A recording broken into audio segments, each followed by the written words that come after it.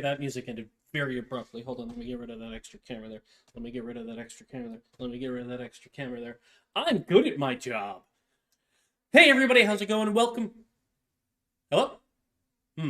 Yes. Unforeseen consequences of actions I took earlier. Hold on. Ah, there we go. That solves it. Okay. Let me know how the sound is because I actually went back and watched one of my previous videos, and I should probably be doing that, actually. And the sound wasn't as great as I would like it to be. So let me know how the sound is if I'm too quiet, which I thought I was. Let me know. I can make some adjustments to that. But for now, we are going to get on to our next beer, beer number 15, and we're going somewhere I really want to go. We've got a porter today, so I'm excited about this. We've got the Denver Beer Company Graham Cracker Porter. Now, Denver is a bunch of hippies, so I'm assuming they make good beer. You know, hippies got to be good for something, right?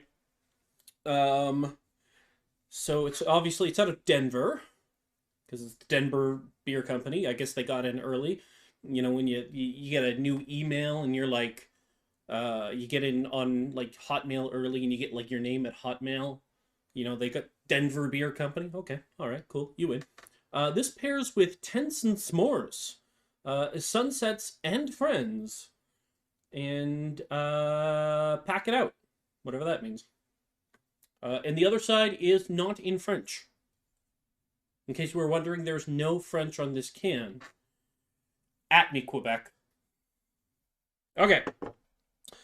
Porters are...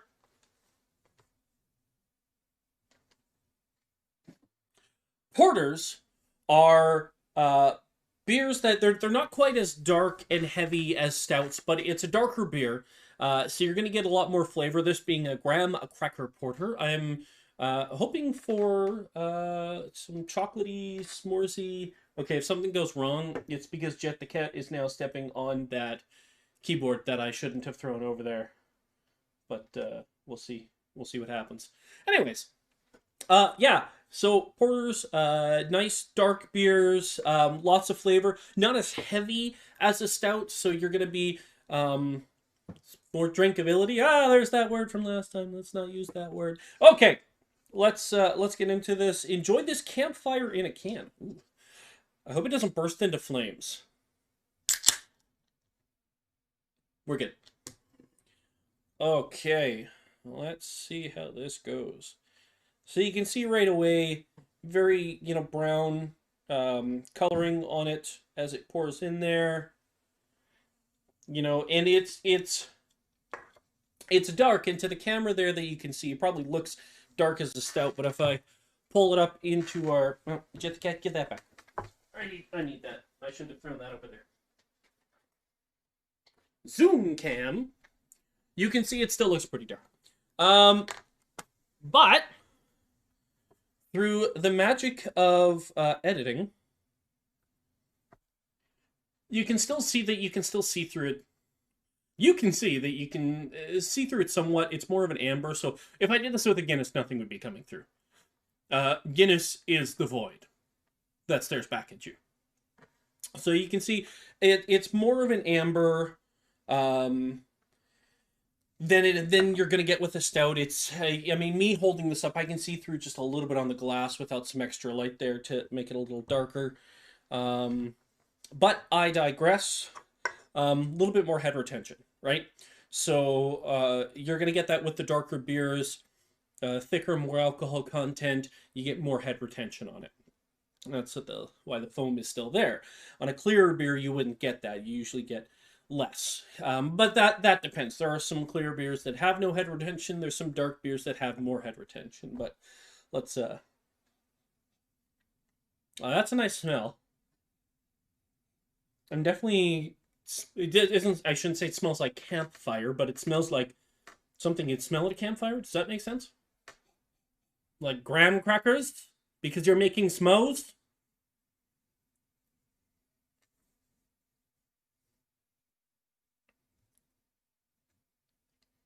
That's really nice. That is.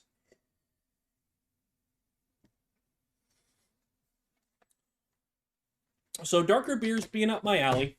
Um, Apologize for the clump sounds there. Darker beers being up my alley. This is definitely pleasing.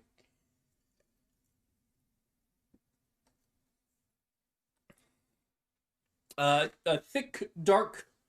Um, Again, with a porter, you're gonna get that darker flavor. Very sweet, but it's not so heavy that I feel like I have to pace myself drinking it. Um,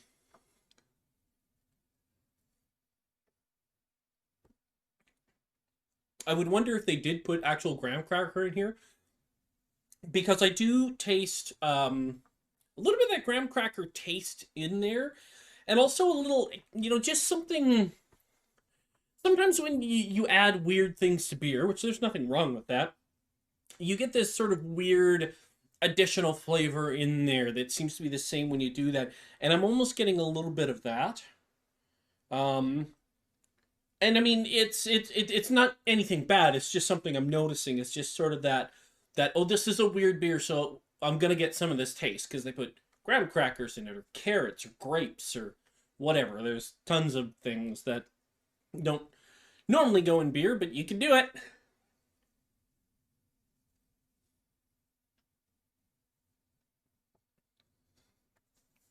Yeah, I mean it's sweet, but not too sweet. There's just enough hops in there that knowing what I'm looking for, I can taste it, and they're a good complement.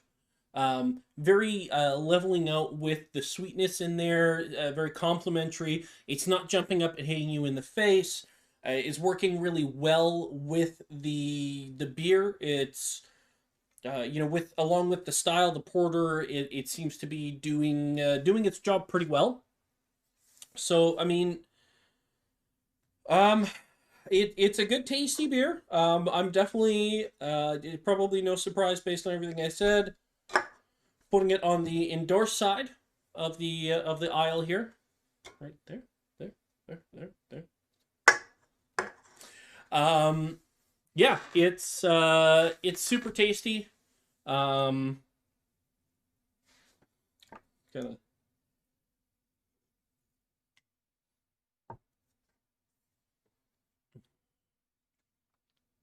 Yeah, I mean it's super tasty. I don't have much more to say than that. That might be about it.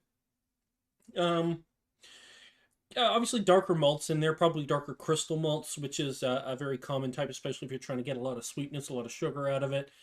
Um, that would be my guess. Usually, when you get the darker, not so dark beers, that's what you're looking at. Is you're looking at those dark crystal malts. They have sort of different levels. So, malts done through different malting processes. It's all barley. It's not all barley, but it's mostly barley.